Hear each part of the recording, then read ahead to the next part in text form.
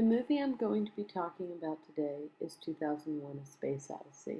This very famous movie was released in 1968 and directed by Stanley Kubrick. Like I discussed last week with Dr. Strangelove, Stanley Kubrick is probably one of the most well-known directors.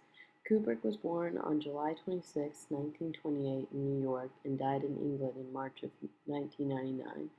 Like most successful creative types, he was seen as an outcast in school and often performed very poorly. He was even turned down by the colleges he applied to. He got his first big start at 16 working for Look magazine as a photographer. He was lucky to have a wealthy uncle to back his first film project.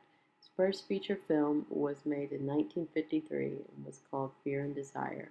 Between 1957 and 1998, he made 10 feature films. Some of his most well-known films were 2001: A Space Odyssey, Full Metal Jacket, and Clockwork Orange. One of the most famous shots in 2001: A Space Odyssey came after the chimps rioted and the bone was thrown into the air. This scene was at the beginning of the movie, and for me, it represented the dawn of man. Once we see the bone thrown and spinning, the movie cuts to a spaceship. The book describes this as a graphic match cut, which is defined as similarity between shots A and B is in the shape and form of what we see. In this type of cut, the shape, color, or texture of objects matches across the edit, providing continuity. This really does a great job of allowing the viewer to see the time jump and where the direction of the movie is headed. I will now show you this famous clip.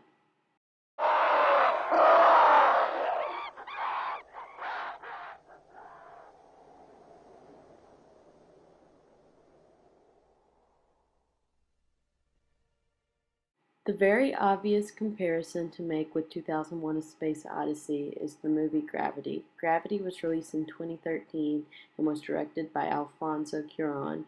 Other than both movies taking place in space and having lots of space shots, both movies contain very long shots and also make me feel cold, and they are both very desolate.